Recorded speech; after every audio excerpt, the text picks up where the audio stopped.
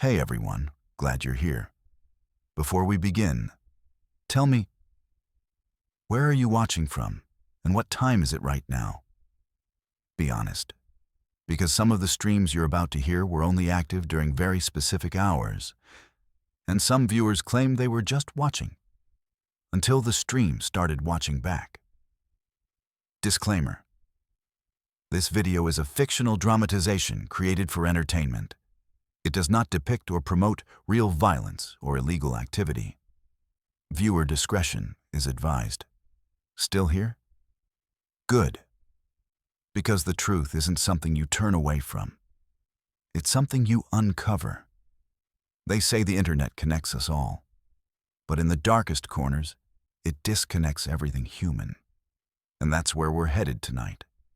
This is Mr. Nightveil, the only horror channel where leaked death streams are analyzed, buried files are recovered, and the silence always hides something. If you're ready to go deeper, turn off your lights, lock your door, and don't look away. Tonight, we enter the Red Room. Story 1. She was missing for months. Then I found her in a Red Room stream. Let's move to our first story. My name is Ethan Wells. I'm 31 years old and I fix things that most people don't even know are broken. Corporate firewalls, botnet infections, hidden SSH ports that open every time a company exec connects to hotel Wi-Fi. That kind of stuff. I do freelance cybersecurity contracts mostly from home, which, for the last 2 years, has been a one-bedroom apartment outside Austin, Texas. It's quiet, isolated, and perfect for forgetting the outside world. At least it was. Until I found her. 7 months ago, Marissa Calderon, my ex-girlfriend, went missing. No ransom, no suspects, no leads. Just a silent phone and an unlocked apartment with a cup of tea still warm on the windowsill. The police were quick to call it voluntary disappearance. Said she had a history of anxiety, that maybe she just snapped, walked away. But I never bought that. Marissa was strong, unstable sometimes, yes, but she never ran from anything. So I kept digging, even after her case file went cold. And then, 3 nights ago, I found something. Something I can't unsee. It started with a side contract, malware removal on a compromised Tor server. Nothing special. Just a hidden .onion host that kept crashing every time users tried to stream content. My client wanted stability, not questions, and I was paid in Monero to keep it that way. But while scrubbing rootkits from the back end, I found a directory that wasn't part of the main structure. Client pending.stm. It was deeply buried, protected by recursive encryption, and every time I tried to delete it, it auto-restored itself. Out of curiosity, I sandboxed it and opened the file in a locked virtual machine. It launched a command line window, then a blacked-out video player. 5 seconds later, it buffered, and a red-lit stream began. My blood went cold. The image quality was poor, the audio worse, but I could still make out the shape of a woman, bound to a chair, head down, breathing shallow. The room looked like a basement. Concrete walls, one exposed pipe in the corner, red LED strips hung in zigzag lines like someone tried to make a nightclub out of a prison cell. At first, I thought it was a fake, some ARG project or twisted role-play stream. But then, the woman looked up, and I stopped breathing. It was Marissa. Her hair was shorter, and her left eye was bruised, but it was her. No question. I said her name out loud, like an idiot. Marissa? But there was no response. She didn't flinch. She didn't blink. Her eyes were looking straight at the camera, and I swear through it, as if she could see me. I tried to take a screenshot, but the system blocked it. Even screen capture tools came back black. The stream was locked, ephemeral, meant to be seen, but not recorded. I scrambled to trace the IP, but of course it was a layered VPN chain across 4 continents. Everything about the stream was built to be untraceable. Everything, except the face. I sat there for over an hour, just watching. She didn't move, didn't speak. Once she tilted her head to the side and whispered something, but the mic didn't pick it up. Or maybe it wasn't meant to. I thought about calling the police, but what could I even say? Hey, remember that cold case you closed months ago?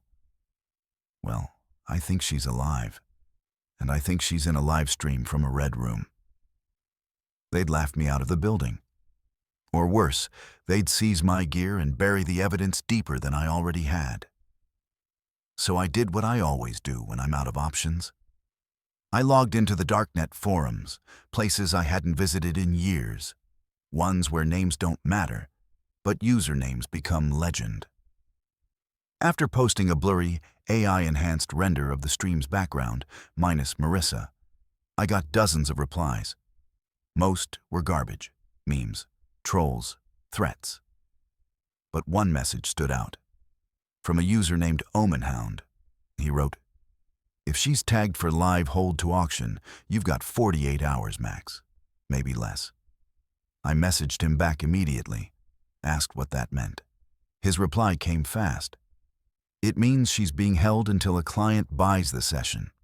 Once it's purchased, the stream goes private, and then it ends, permanently." I asked if there was a way to intercept or stall it. His next message was a Bitcoin address and one line. 1 Bitcoin unlocks command interface. You'll see what the room sees. It was everything I had saved. But I paid. I didn't hesitate. 5 minutes later, he sent me a terminal key. It opened a simple screen, just red text on black. There were no controls, just a list of upcoming events. My hands trembled as I read them. 0000. Stim response, NEC 0030. Induced panic session, 110. Viewer poll, blindfold or burn, 155. Pain trigger, number 3, 0319. Final room unlock. A timer counted down in the corner. Next session begins in 3 minutes, 19 seconds, 44 milliseconds. 3 hours, 19 minutes, 44 seconds. I felt sick.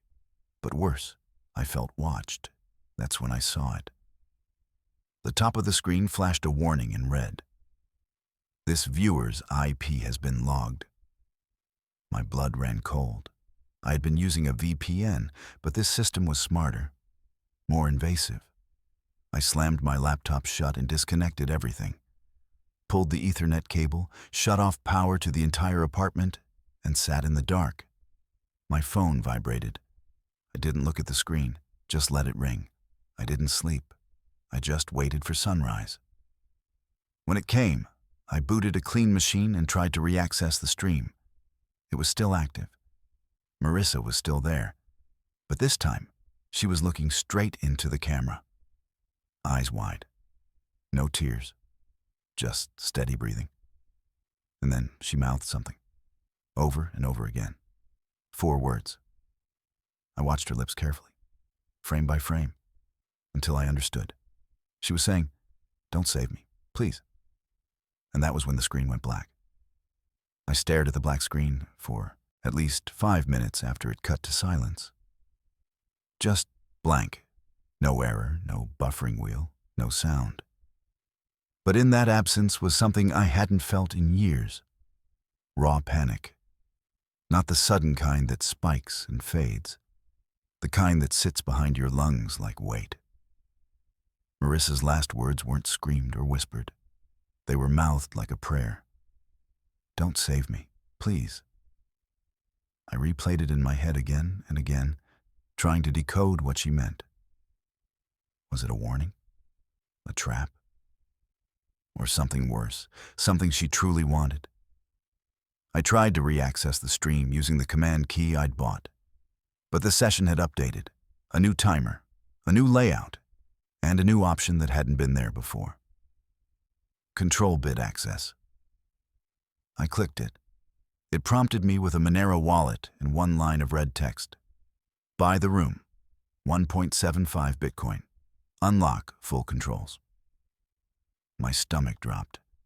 I had less than 0.21 Bitcoin left. I'd emptied everything to get this far. But this wasn't about me anymore. It was about her. About making sure that whatever hell she was stuck in, it didn't end the way these rooms usually do. I messaged 5 people I hadn't talked to in years. Quiet men with cold wallets and colder hearts, each of them owing me at least one favor from the kind of work we never talk about. I didn't tell them what it was for. Just sent proof, a screenshot, and one sentence. You'll want to say you helped. 4 hours later, the wallet pinged full. I sent the transaction and held my breath. The interface reloaded. The stream came back, and there she was. But this time, she wasn't tied up. She was sitting upright, no restraints, face pale and eyes sunken, like someone who hadn't slept in days. Her lips trembled as she looked into the lens.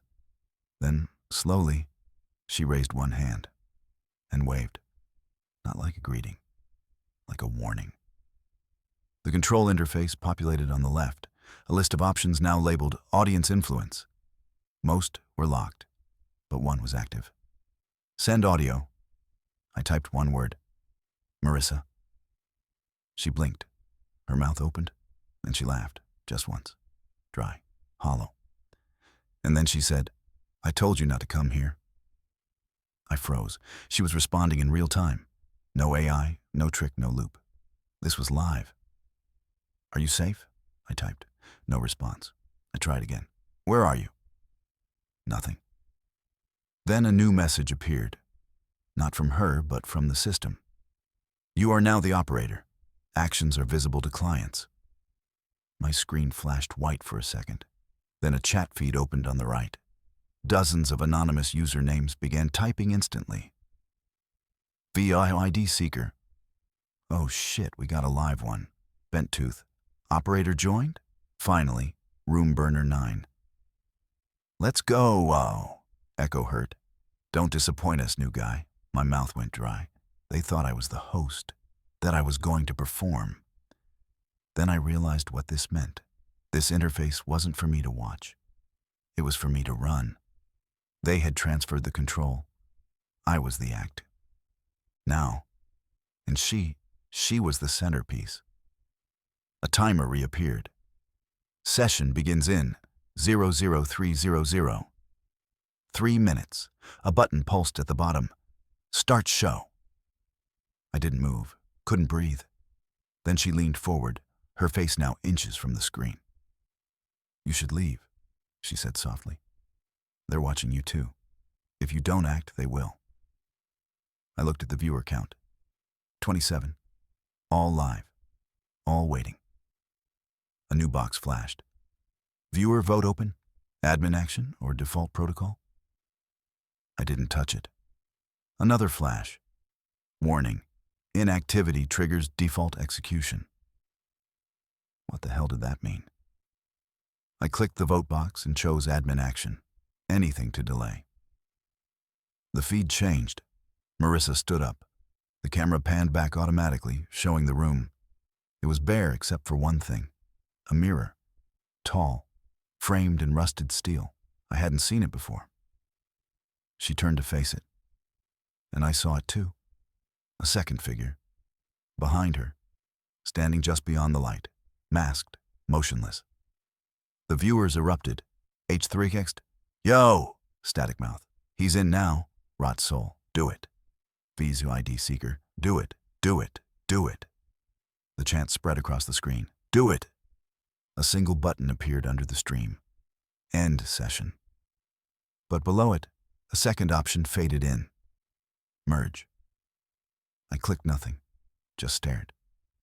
Marissa turned again to the camera. They picked you, she said. That's what the payment really was. You didn't buy the show. You bought your place in it. I screamed at the screen, what do you mean? But she just looked down and whispered, this is how the room grows. Then the masked figure walked forward, slowly, silently. The camera didn't follow him. It followed her, and when he stood directly behind her, he didn't hurt her. He turned to the camera and raised one hand, just like she had, a perfect wave, a trigger. The screen glitched, hard. Digital noise and screeching static filled my speakers. I yanked off my headphones. When the screen stabilized, the room was empty. Marissa was gone. The mirror was shattered, and a single text line crawled across the bottom. Stream transfer complete. Welcome, operator number 7193. My webcam turned on. I hadn't touched anything. I ripped the cable out of the port, turned off every device, sat in the dark, silent, shaking. My phone buzzed. A notification. Unknown number. One-word message. Remember what she said. I haven't logged back in since. But sometimes at night, when the power flickers or my screen blinks, I wonder if it's them. If that room is still watching me. If someone, somewhere, is watching a stream right now, and I'm the one in the chair. Survival hack. If you ever find yourself on a stream that feels too real, the first rule is simple. Leave immediately. Do not interact. Do not type. Do not send crypto. Every input is a contract. Safety tip. Any interface that denies screenshotting, locks your mouse, or responds to your movement in real time, shut it down. Safety takeaway. The most dangerous rooms online aren't the ones that hide. They're the ones that watch and wait for you to log in. Let's move to our second story. Caleb Harper was the kind of person who consumed horror, not created it. He didn't have the stomach for gore, but he'd fall asleep listening to true crime podcasts and conspiracy theory YouTube channels with his headphones on and the lights off. 28 years old, living alone in a rented duplex in Cincinnati, working night shifts at the public library tech help desk. He didn't do much outside his little digital bubble. He liked that. No surprises. Just him, a Reddit thread full of unsolved cases, and the occasional deep dive into the darker corners of the internet where weird things seemed real. Until they weren't. That night started the same as any other. Rain tapping the window, instant noodles half-eaten beside his keyboard, and a quiet forum post titled simply, "Not a game. 1400. Do not refresh."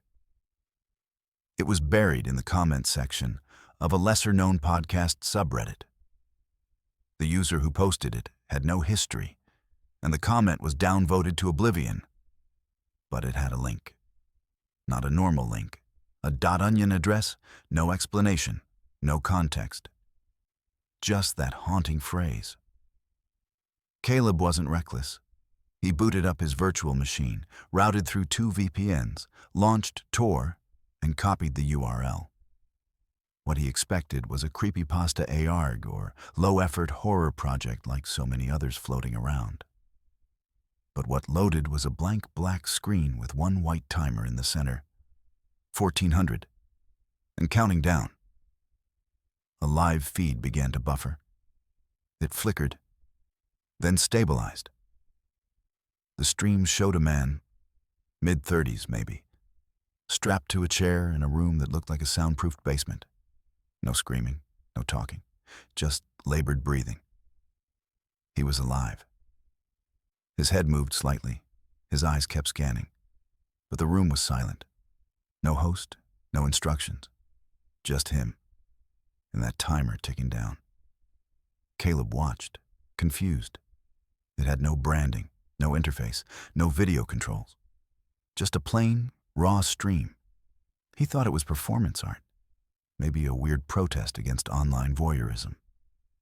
But as the timer slipped below 10 minutes, Caleb noticed something chilling.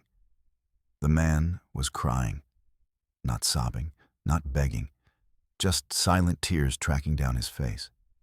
His lips moved slightly. Maybe he was praying. Caleb leaned closer to the screen. Still no sound. He typed into a blank field below the video, not expecting anything. What is this? No response. He typed again. Is this real? The message didn't post. No chat. No typing area. He refreshed, and the stream went black. His heart jumped, thinking he'd lost it. But it returned. Same timer, same man. Now 5:17. Caleb leaned back. Maybe it was a test of viewer patience, or some kind of timed art piece. But the way the man's chest heaved, the way he winced every time the stream glitched, it felt wrong. At 3:01, the man looked straight at the camera for the first time. It didn't feel like acting. Caleb's palms were sweating. Something was happening, something he couldn't explain. When the timer hit 0:41, the man's eyes went wide. He began shaking his head, subtly but desperately. Then came the sound. Not a scream, a clicking noise, like metal unlocking. Caleb sat forward. 00:12. The man started breathing faster. His lips were moving again, clearly this time. Please, no, please, 0006. Caleb's heart was racing. He was frozen, watching 003. The man tensed. His eyes flared with panic. 001. The feed froze for a fraction of a second, then flickered. The man's body jolted violently. His eyes went glassy, and then he stopped moving, just like that. The timer disappeared. A new message appeared across the screen. Action confirmed.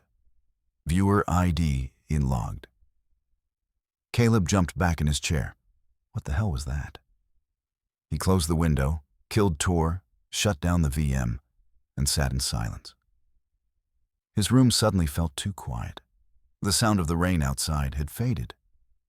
He replayed the moment in his mind, the exact second the man died. It didn't feel like fiction. It felt like watching someone really die. But how could that be possible? Caleb didn't know what to do. Call the cops? And say what? That he watched a guy possibly die on an anonymous video stream he accessed through illegal browsers? No chance. So he did what most people do when they're overwhelmed by something they don't understand. He tried to forget. But the stream didn't forget him. Caleb didn't sleep that night. Not even for a minute. He lay in bed, replaying every second of that countdown, every blink of the man's eyes, every twitch in his restrained hands. He kept telling himself it had to be fake, a trick, a game, a disturbing interactive film designed to provoke. But the longer he thought about it, the less that comforted him. Because deep down, he knew what real panic looked like. And that man's face wasn't acting. By morning, he had almost convinced himself to move on. Almost. Until he opened his laptop and saw the email. No subject line. No sender. Just a message. Your participation has been recorded. His stomach turned. Attached was a screenshot, not of the stream, but of Caleb's face. From his webcam. Taken the moment the countdown hit 0. He hadn't even noticed it had turned on. The timestamp matched. He checked the camera permissions. Nothing had been granted. He ran diagnostics. No sign of malware, no known breach. But the photo was real, and the email was gone now. Deleted itself seconds after opening. He sat frozen, heart pounding in his ears. Was it blackmail? A threat? Or just a warning? That night, Caleb dug into blockchain forums, trying to find if any record of his IP or wallet had been linked to that stream. He hadn't even donated or sent crypto. But the Red Room infrastructure didn't always need money. Sometimes, participation was enough. Eventually, he found a thread archived on an old darknet tracker. Inside was a hash signature. Long, alphanumeric, meaningless to most. But beside it was a note. Viewer 327 confirmed. Feed synced. Execution validated. The timestamp matched his stream. He looked up the hash trace. It was burned into the chain. Permanent, unchangeable. And beside it, an IP echo that looked dangerously familiar. He slammed his laptop shut, paced the room, then opened it again and searched every local news outlet he could find. He didn't even know what he was looking for. Some sign that what he saw was real. And that's when he found it. A short article buried under local crime reports. Unidentified male found dead in warehouse fire. Police investigating. It included a blurry photo of the location. Caleb's heart stopped. He recognized the chair, the basement walls. It was the same place. The body had been burned beyond identification, but police believed he'd been restrained prior to the fire. No known suspects. Investigation ongoing. Caleb felt sick. The man had really died, and he had watched, not tried to stop it, not called anyone, just watched. And now, he was logged as a witness. Worse, as a participant, a viewer. He tried to rationalize. He hadn't done anything. He was just there. But the Red Room didn't care about innocence. To them, eyes were currency.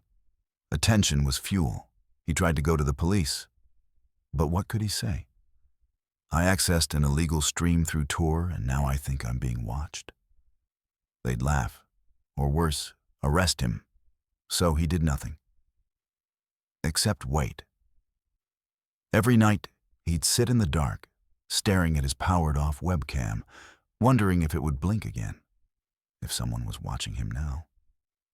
The days passed, then a week. No new messages, no sign of follow-up. Maybe it really was over. But then, at 3:14 a.m. on a Thursday, his power flickered. Not the entire block, just his unit, just his room. His monitor turned on by itself. No operating system, no login, just a black screen and red text. You are invited. He didn't click anything, didn't move. The message changed. 72 hours until next event. You may watch, you may act. Then the screen went dark. His laptop wouldn't turn on again for 12 hours. When it did, his browser history was wiped. His passwords gone. His recovery emails changed. Everything rewritten. Caleb stopped sleeping altogether. He moved his setup to a local cafe and only used public Wi-Fi. But even then, random emails would flash across his phone and vanish before he could open them. Just fragments. Viewer like you.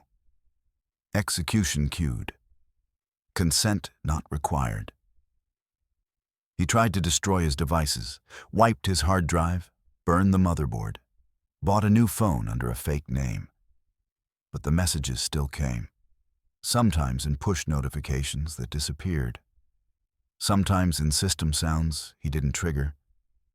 And then it went quiet.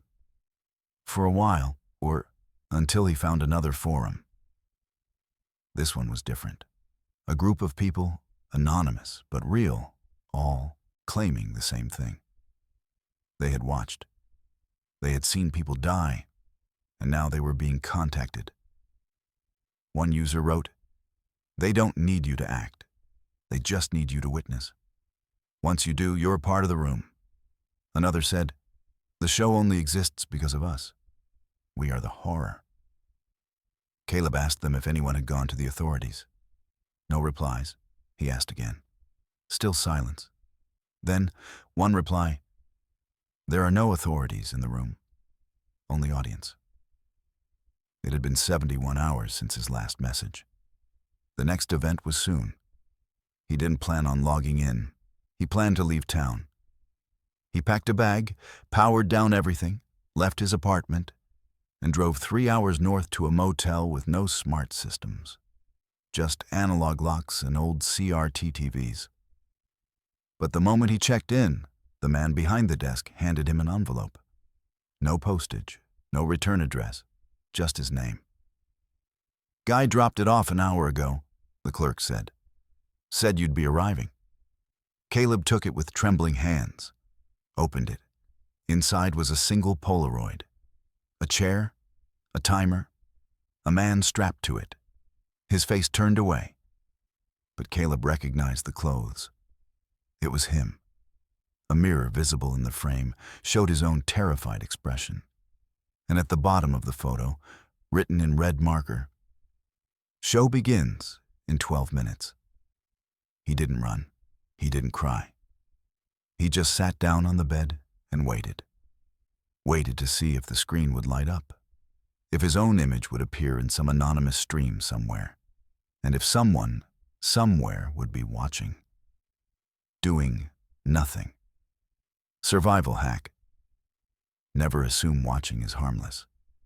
In dark web systems, your IP and your face are logged the second you load the stream. Safety tip. Disable or physically cover your webcam at all times. Even off devices can be triggered remotely. Safety. Takeaway. The scariest monsters don't come through the screen. They watch you through it. Let's move to our third story. My name is Aaron Morelli. I'm 24. I live alone in a student apartment in Boulder, Colorado, while I finish my master's in behavioral psychology. I've studied everything from mirror neurons to dissociation to cognitive imprinting in trauma patients. But nothing in my textbooks ever prepared me for the night I watched a version of myself tortured on screen. I wasn't hacked. I wasn't dosed. I wasn't hallucinating. I logged in. I clicked. And I watched her. The girl on that stream, she looked just like me, exactly like me. Her hair had the same uneven dye strip from when I tried to bleach it over winter break, the same faint scar near her chin from when I fell off my bike in 7th grade. Even the freckle on her collarbone, the one I always cover with makeup because it makes me self-conscious, it was there. Perfectly. I didn't know where I was anymore. I was on my laptop in bed. That I knew. The blankets around me were real. The cold cup of peppermint tea on my nightstand was real. But what I was seeing? I wasn't so sure. It started from a class project, if you can believe that. A thesis on parasocial empathy in digital spaces. Basically, how people feel real emotion toward people online, even if they know it's fake. Think Twitch streamers, virtual idols, AI companions. I was researching the boundaries of emotional realism in fake people. So I dove deep, beyond the normal layers of the internet. I visited AI art forums, mimic voice labs, real-time avatar animation systems. Then I found a post. It wasn't flashy. Just one sentence. How do you know the one suffering isn't you? Below it was a link. An onion address. The kind you open in Tor. I shouldn't have clicked it, I know. But I did. Psychology or not, curiosity still burns. The page loaded slowly, dark background, one embedded video box, blacked out chat bar on the side, and a line at the top that read, Session 412. Live feed, ethical simulation in progress. I thought it was some kind of weird art experiment. The woman in the feed was tied to a chair in a red-lit room. She wasn't panicking, just sitting, breathing hard, looking around. I leaned forward. Something about her seemed familiar. But it wasn't until she blinked twice in rapid succession, a little tick I do when I'm nervous, that I realized. I was looking at myself. At first, I thought it was a prank. Maybe someone had deep-faked a video of me. But as I raised my hand to rub my temple, so did she. Not a second later, at the same time. I froze. She froze. I tilted my head to the left. She did too. Perfectly mirrored. The webcam on my laptop wasn't on. I triple-checked. Nothing was transmitting, but she was syncing to me. I leaned in, eyes wide. She leaned in. Same expression, same breath, Same goosebumps forming on her forearms. She was barefoot like me. Her pajama pants had a small tear in the left cuff, the same tear mine had. I stood up and walked to the side of my room. She couldn't move, still bound, but her eyes followed me. They widened, blinked. Tears started rolling down her cheeks, in sync with mine. I closed the browser. I unplugged the laptop. I sat in the corner of my room, heart racing, chest tight, whispering over and over, "This isn't real. This isn't real." But the tears on my face were real. The fear was real. And I knew. Somehow, the stream wasn't done. 2 hours later, my laptop turned itself back on. I swear to you, it wasn't plugged in. I'd removed the battery. Still, the screen glowed. Same feed, same girl. But now she was screaming, muffled, like her mouth was covered. She shook in the chair violently, but her eyes locked onto the camera. And again, they tracked me. The room behind her was still bathed in red. But this time, there was movement behind her. Shadows, equipment, things I couldn't fully make out. A countdown appeared in the corner. 15 minutes. Then a prompt. Begin sync. Y or N. I couldn't click anything. My trackpad was frozen. The feed pulsed. The countdown ticked. 14:59, 14:58. Then the whispering started. I don't know how else to describe it. It wasn't from my speakers. It was in the room, like someone standing right behind me. It said, "She is what they see. You are what they feel." I screamed and slammed the lid shut. I ran to the living room. I threw my laptop into the closet and locked it inside. I turned on all the lights. I checked every lock, every window. I didn't sleep that night. I didn't go to class the next day. When I finally worked up the courage to open the closet, the laptop was off, dead. I buried it under blankets and took a shower. When I came back, the blankets were moved. The laptop was open. The browser was active again. But the feed, it wasn't me this time. It was someone else, a different girl.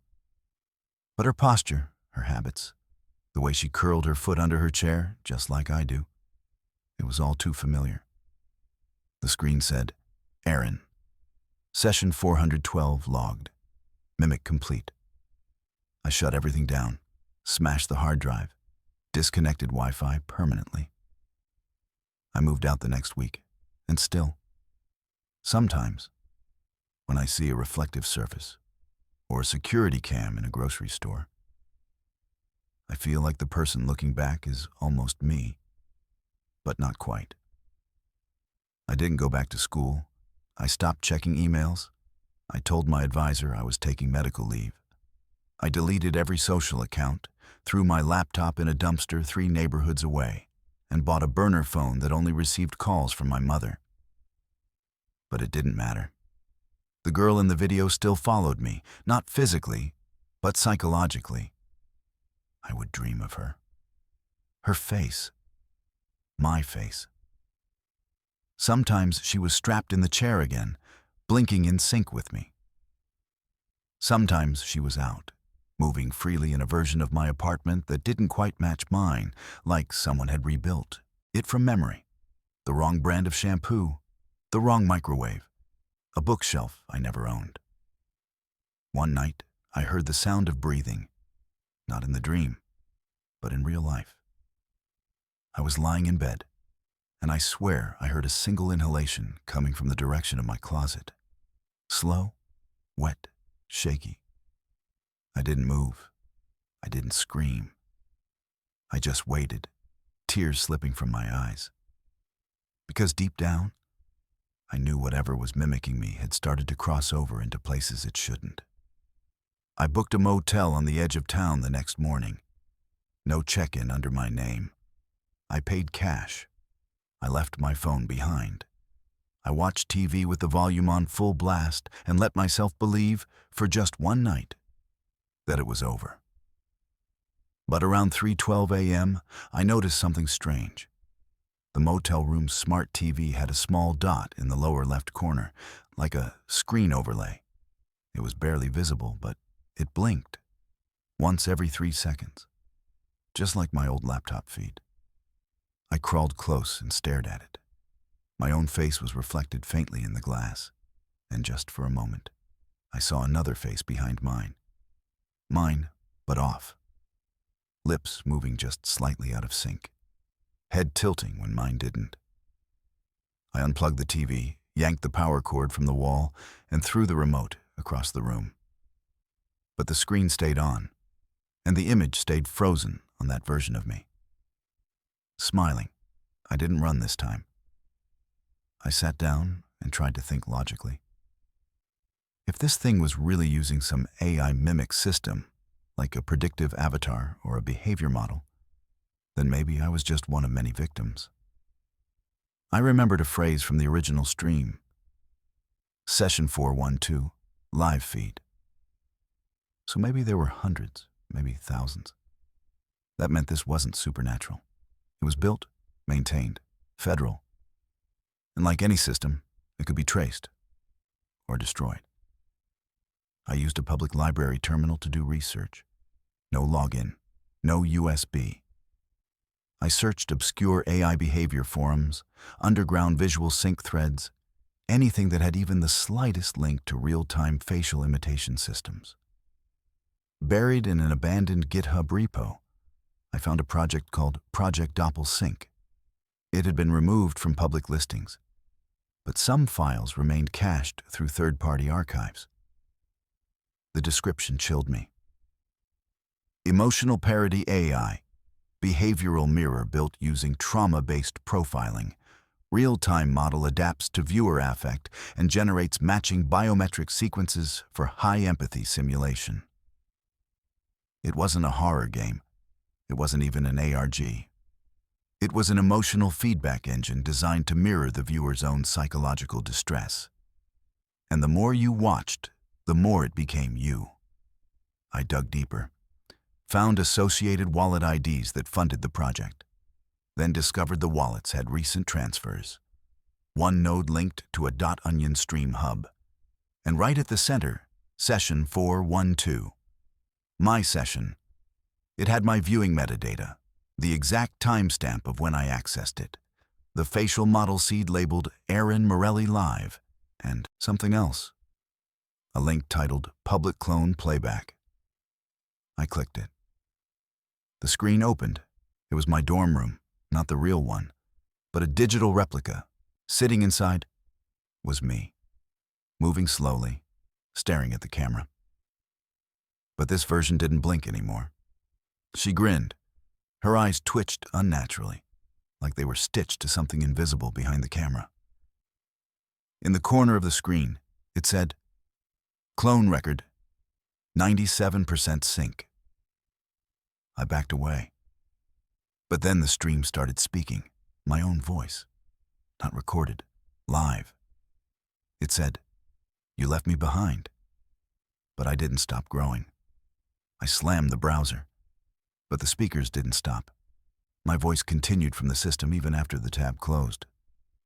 You created me. Now others can see me. My image remained on the screen, twitching, glitching. And then it said something I will never forget. Do you want to see what they're doing to me now? And the camera angle changed. I screamed. The clone was back in the chair, the red room. Red light flickering, slow mechanical whirring in the background. But it wasn't a torture room. It was a lab. Dozens of monitors lined the walls, all playing versions of other people in identical chairs. All of them were watching screens, their own faces, trapped in feedback loops. I saw one guy shaking, another sobbing, a woman vomiting onto herself. Each feed had a name, all viewers, and each feed was labeled Self-Looped Subject, Viewer-Driven Empathy Simulation. I understood now. It was never about showing violence. It was about showing you. They'd built a machine that didn't kill you. It made you watch yourself unravel, made you watch others suffer as you, and the guilt became the punishment. I pulled the power cable from the wall again. But this time, the system didn't shut down. It simply said, "Viewer action irrelevant. Clone record exported. Thank you for your participation." I fainted. When I woke up, I was in the motel bathroom, bleeding from my nose. No memory of falling, just blood, and a line written in black marker on the mirror. "You're still streaming." That was 4 months ago. I don't use electronics anymore. Not even TVs, no cameras, no digital assistants. I sleep with aluminum foil over the smoke detector. My therapy sessions are face-to-face, no phones. But still, I swear sometimes I see myself online. A post I didn't write, a photo I never took, a video that moves just a little wrong. My face, but not my eyes. If you ever find a Red Room stream that feels familiar, don't click, don't watch, don't even pause. Because once the system matches to your emotions, it becomes you. And the worst part? They're not trying to hurt your clone. They're trying to show you how much pain you can take when it's your own face. Because the viewers, they stay longer that way. Survival hack. Never search unfiltered .onion posts alone. Use encrypted reader systems with IP masking. Safety tip. Disable all auto camera permissions, especially from unverified browsers. Takeaway. Anything that mirrors your emotions is not for your benefit. It's for control. Let's move to our fourth story. My name is Warren Hicks. I'm a 33-year-old freelance OSINT analyst based out of Portland, Oregon. My work used to revolve around scraping metadata, tracing encrypted comms between dark web vendors, and decoding file dumps that law enforcement either missed or ignored. I wasn't law. I wasn't press. I was just good at reading between the lines of digital decay. I'd built a quiet reputation for pulling the curtain back on deep fake scams and fake kidnapping extortion rings, and most of my work ended up buried in Reddit AMAs or obscure cybersecurity blogs. But about 10 months ago, a burner email landed in my inbox. No subject, no signature, just one sentence. "The real operators aren't who you think they are." Attached was a dead link, or so I thought. I copied it into Tor, expecting a 404 or maybe a seized domain message. But instead, it redirected to a slow loading page titled Redline Systems. There was no landing UI, just a black screen with red pixelated text and a blinking input prompt asking for an operator key. I didn't have one, but I did have something else. A few months prior, I had reverse engineered a QR token from an offline auction site that sold compromised RDP shells. It had a fragment of an RSA signature buried in the code. And I figured I'd spoof it, just to see if it'd work here. To my surprise, the key was accepted. The screen flashed. And I was taken into a dashboard unlike anything I'd ever seen. There were live feed thumbnails, 12 of them, all titled Active Operative Sectors. But what caught my attention was the 13th square. Grayed out, no image, just the label. Shadow host, status, awaiting input. I clicked it. What loaded wasn't a stream. It was a command UI. Crude like something from the early 2000s, but responsive. The interface had toggles for camera feeds, heat map control, motion mapping, and something called emotive response override.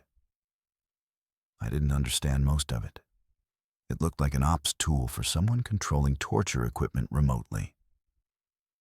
Except everything was frozen. No camera preview, no sounds, no telemetry data. But as I hovered over the motion controls, the UI responded with a strange haptic click, as if the browser was simulating a real button press.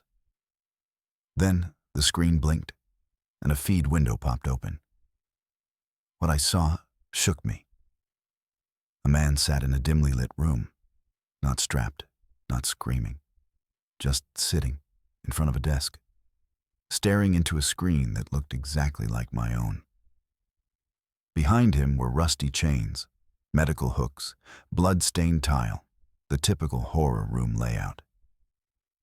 But he wasn't the prisoner, or so I thought. His face was covered with a cheap half-mask. His right hand moved with quick, deliberate gestures across an old analog control panel, something physical with knobs and sliders. I leaned in, then it hit me. The motion commands I'd clicked on. He was copying them. Not controlling the room, but responding to my clicks, like a puppet. Suddenly, the text feed on the side of the screen updated. New message. Do not stop. He must finish the sequence. I froze. Who had typed that? I wasn't in a chat. The system was supposed to be single user. Another line appeared. If he fails to follow, he gets shocked. And before I could process that, I heard it, a muffled cry. The man's back arched violently. His hand flinched off the console. Then, another message. Resume. I panicked. I tried to close the browser. Wouldn't work. I hit escape. Nothing. I opened Task Manager. Disabled. The feed pulsed. Then the camera shifted, panning just enough to reveal something written on the wall behind the man, carved in scratch marks. Help me. I'm not the operator.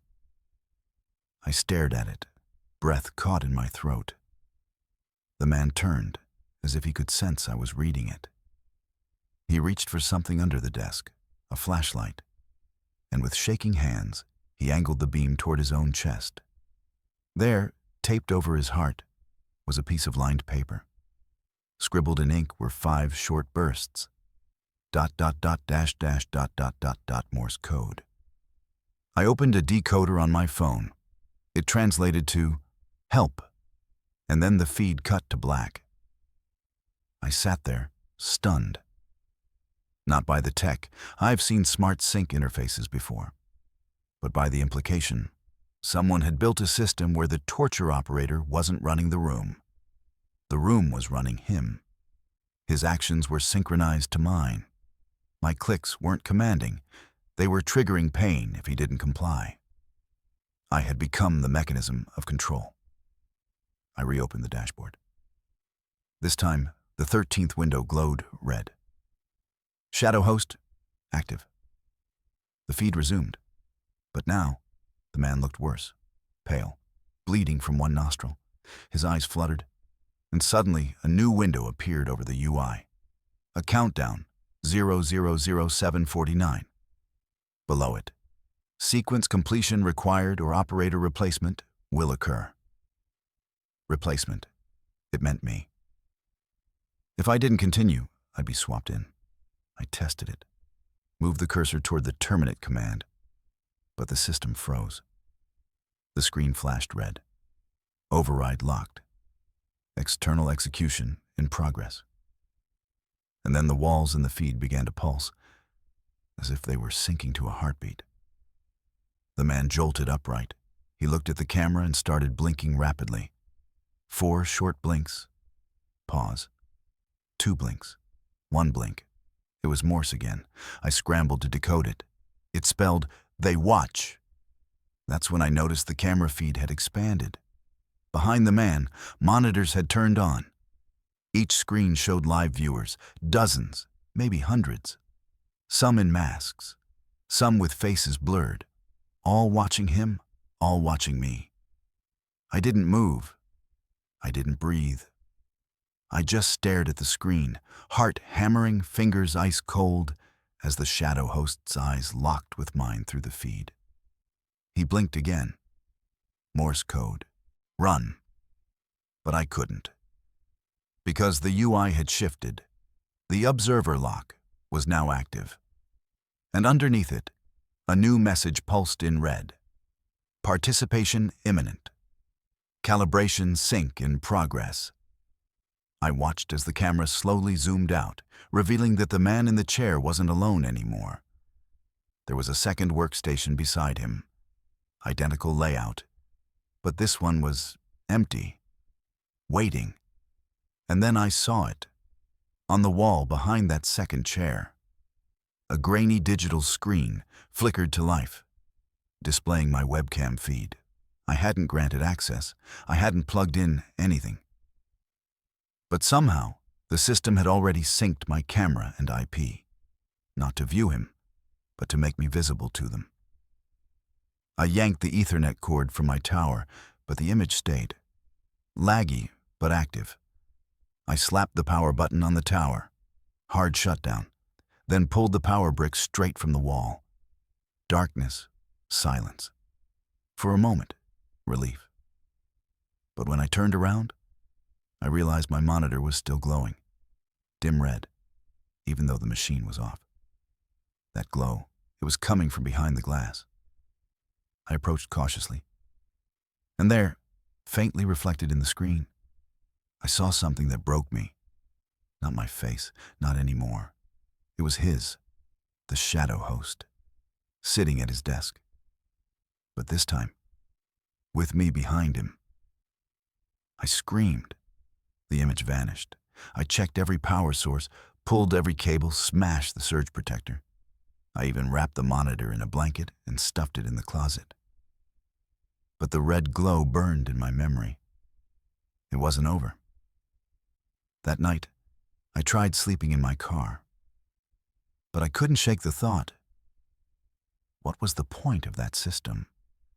Who built a red room where the operator wasn't in control? Where both victim and controller were just puppets in a loop? And who watched? The viewers, their faces blurred. They didn't seem shocked. They seemed bored. Like this wasn't new. Like they'd seen dozens of rooms, dozens of operators. Then it hit me. Replacement. Every viewer is a potential replacement. The system cycles through people, mapping emotional responses, assigning control, then forcing compliance. If the operator refuses, the system shocks them. If the viewer leaves, they become the next operator. It's a chain, a network of guilt and compliance, a red room pyramid scheme built on fear. I drove 4 towns away to a public library, used gloves to handle a bootable Linux stick, and launched a clean session. No camera, no microphone, just raw data dive. I scoured IRC channels, archive dumps, and old NetSec forums until I hit something. An offline cache labeled rrs.vault. Inside were log files, session IDs, and screen captures, each labeled with viewer tags and operator IDs. Some were partial, corrupted, but one file caught my eye. Session, number A023-Shadow Host. The operator's real name? Ben Kepler, age 37, former systems engineer, went missing 2 years ago in New Hampshire. Family assumed suicide. But his device logs showed heartbeat patterns, keystroke velocities, and something else. Compliance degradation rate. I realized the system tracked resistance. And when compliance dropped below 40%, the operator was marked for termination. Not just removed from the system, but literally swapped out. His IP was blacklisted. New IP assigned. And guess what? That new IP matched the one I'd used through the spoofed RDP key. Me. I hadn't hacked in. I'd accepted a chain handoff. This wasn't a one-time room. It was a system built to evolve. Every operator trained the next. Every viewer was bait. And every failed participant became another cautionary example. I looked deeper. Found zip logs of prior sessions. Dozens, all titled Shadow Host, all with new faces. Each log ended with one line. Calibrated, reassigning. They never recycled operators. They consumed them, like kindling. I tried to go offline, move again.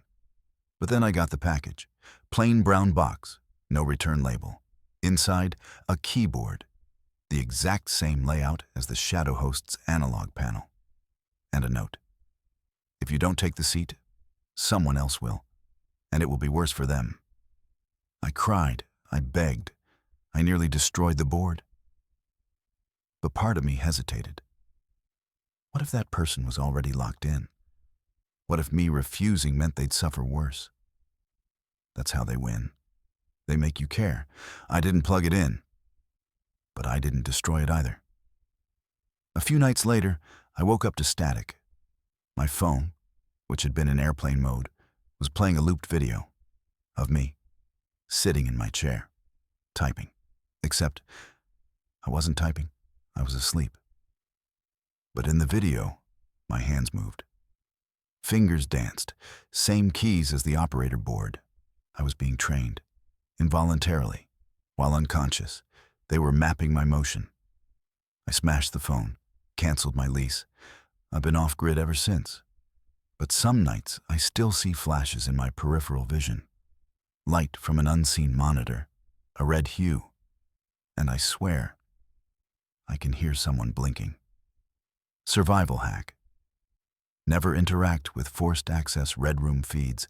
Even basic clicks can trigger compliance syncing. Safety tip. If you see a UI labeled operator lock or shadow host, disconnect power immediately. Don't just close the tab. Takeaway. The worst control systems aren't ones you resist. They're the ones that convince you your suffering spares someone else. Let's move to our fifth story. My name is Camden Wells, and I'm a 31-year-old EMT in Louisville, Kentucky. I've been running night shifts for 7 years now. The kind where you stop seeing people as patients, start seeing them as timestamps in trauma reports. Flatline at 2:14 a.m. Code blue at 3:47. Gunshot at 4:05. Everything becomes time. That's probably why I noticed it. The time. The exact minute. It was 3:42 a.m. when the text came in. I was parked outside a Shell station, sipping burnt coffee while my partner napped in the rig. The phone buzzed once. I glanced at the screen and nearly dropped it. The sender ID was a contact I hadn't touched in 3 years, Aiden Wells, my brother, who'd been dead since April 18th, 2022. I froze. Not because of the name, tech glitches happen, but because of the message. It said, "Don't watch, please." It starts at 3:42. I checked the time. 3:42 on the dot. No message history, no thread, just one standalone text, unsent by me with no metadata trace. I did what any panicked brother would do. I called the number. It didn't ring. It didn't disconnect. It clicked like a relay switch. Then silence. A low, static hum, not from the phone, but from somewhere behind me. I turned. The ambulance screen had flickered on. We'd left it off. It wasn't connected to anything. No media, no HDMI input, nothing. But it had lit up with a grainy video file. File name in the corner. 03_42_AW.mkv. I reached for the power toggle, but the file started playing on its own. The camera showed a concrete room, a single chair, and a man tied to it. I couldn't see his face at first, just labored breathing, shaking limbs, and deep bruises down his arms. Then the angle shifted, and I felt my heart plummet into my stomach. It was Aiden, my brother. Same birthmark on his neck, same cracked incisor from when he fell off his skateboard at 15. But he looked older, exhausted, and terrified, as if he'd been trapped for months.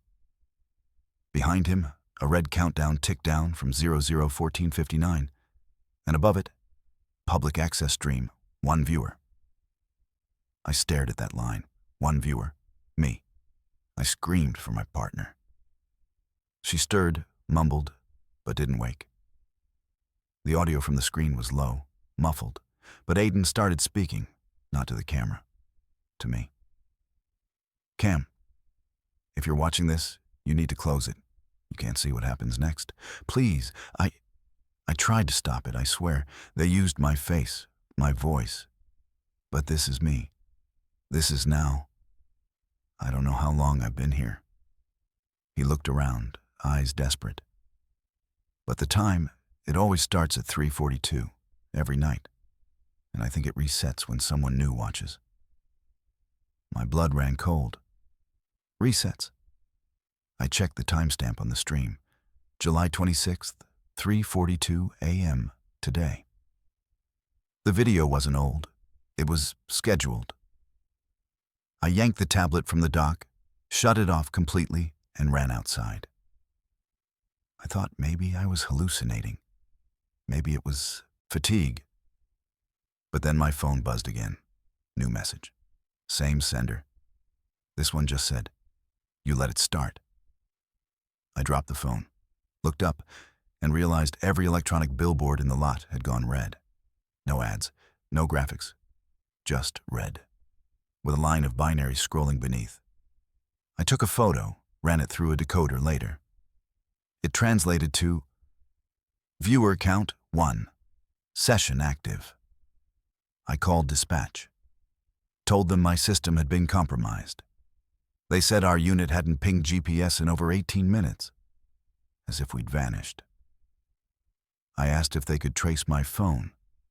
They said it had disconnected from the network at 3:42. I rushed to the hospital, tried to pull Aiden's death records.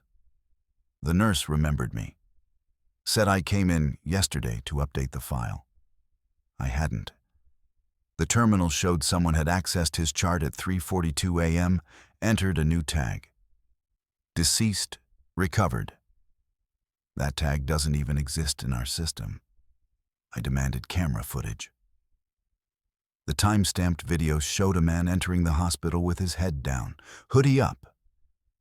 But when I paused and enhanced the image, my breath caught. It was me, or someone using my face. I contacted Aiden's old friend from college, James, asked if he'd gotten any weird messages. He paused and said, "You mean the stream?" My throat clenched. "What stream?" He said, 2 nights ago. Same time, 3:42. Got a link from your number, said, "Watch, it's time." I thought it was sick joke footage. But the guy, he looked like Aiden, except he was mouthing your name. I thought maybe it was some AI deepfake. I deleted it. I felt like my reality was fracturing. This wasn't just grief or trauma resurfacing. This was manufactured memory manipulation, real-time digital haunting, and it wasn't over. That night, I isolated myself, killed every network in my home, no Wi-Fi, no data, no SIM, just analog clocks and silence. And still, at 3:42, the monitor in my storage closet powered on. It wasn't plugged in, but the screen showed Aiden, closer now, bleeding, whispering, and the message overlay had changed. Last viewer failed. New candidate selected. I didn't sleep that night, not even for a minute. Every analog clock in my apartment was unplugged, covered, or broken. Yet when my eyes fluttered open, the digital display on the old VCR I hadn't used in years glowed 3:42 a.m. I screamed and ripped the plug from the wall. No power, no battery. But the glow didn't stop. It pulsed like a heartbeat. That's when I realized it wasn't a time marker anymore. It was a signal, a confirmation. I had accepted the stream. I ran to the living room. Every screen, TV, phone, microwave panel was black. Until one by one they flickered on. Same room, same chair. But this time, no countdown. Just Aiden. He was slumped, barely conscious, his face pale and swollen, a fresh bruise on his jaw. And then he looked up, eyes wide, as if he could see me. He whispered, "You stayed." and then something horrifying. They said that means it's your turn now. My breath hitched. The feed stuttered, glitched. Then I saw myself. Not a reflection, a full body feed. From an angle inside my own bedroom, my desk, my chair. The stream had switched. Aiden's video shrank to a small box in the top corner, while mine took center screen. A HUD overlay appeared. Viewer-driven simulation, transferring trauma model. Below it, a line of code scrolled. EMT class subject identified. Emotional anchor detected. Playback initiating. I watched in real time as the screen showed me, sitting in that chair, paralyzed. But I wasn't. I was standing. Yet my screen self was mimicking every breath, every flinch. Then it lagged. By 2 seconds, then 5, then 10. But it still kept catching up, as if it was building a behavioral sync. And in that moment, I understood. They weren't showing me a video. They were training a digital duplicate. Using all the biometric data my devices had ever captured, EMS body cam footage, webcam reflection, heartbeat pickup from Bluetooth watches. A full emotional clone. And they were testing it. The stream cut again. A new screen loaded. Scenario initiated. Resuscitate your brother. Aiden's body lay on a stretcher in the virtual room. My clone bent down, began CPR. I watched helplessly as the camera panned to show a dozen viewers in a Red Room-style audience, their chats buzzing. Wow, he's actually crying.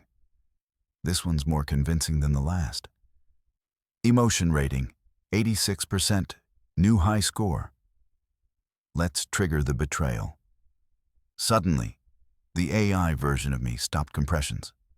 The defibrillator appeared, but instead of paddles, it had 2 options. Shock, let go. The chat screamed, "Red, red, red." The clone hesitated. I wanted to scream, to stop it, to delete myself. But I couldn't touch anything. I couldn't even close my eyes. The clone clicked, "Let go," and the screen froze. Text appeared. Trauma anchor processed. Viewer data stored.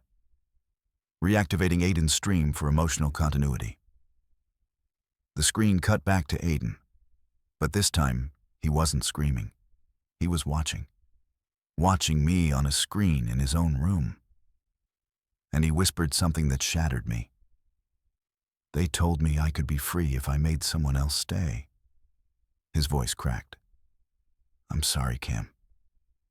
I didn't know it would be you. I collapsed. I understood now. This wasn't just a red room. It was an empathy farm. A closed-loop emotional torture system where people were lured in, broken down with familiar faces and guilt-based decisions, then digitized and turned into streamable content for an audience desensitized to real pain. The most effective method of psychological destruction wasn't physical harm. It was forcing you to emotionally betray someone you love, even if it wasn't really them anymore. And now, they had a version of me. One that had let go. One that would haunt future viewers, triggering their own versions of guilt and submission. I ran to a payphone at the edge of town and called my own number. Just once. It rang, and the voicemail played.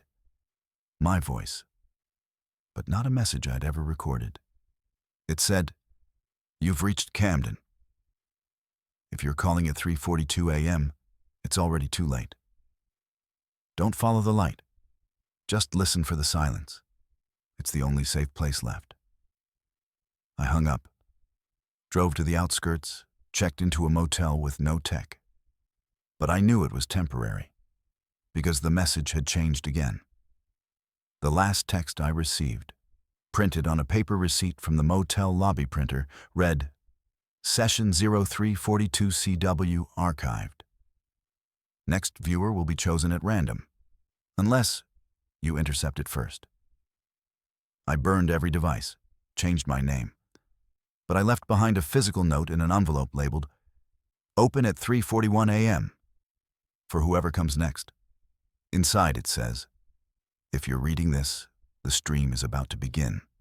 Don't look, don't click, don't try to save him. Just leave, because it's not really him anymore. And soon, it won't be you either." Survival hack. Never trust streams sent from deceased contacts. Spoofed timestamps are often embedded with viewer hooks.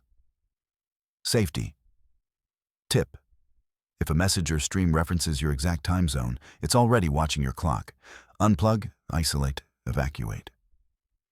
Takeaway. Not every red room hurts you with violence. Some shatter your will using the people you loved most.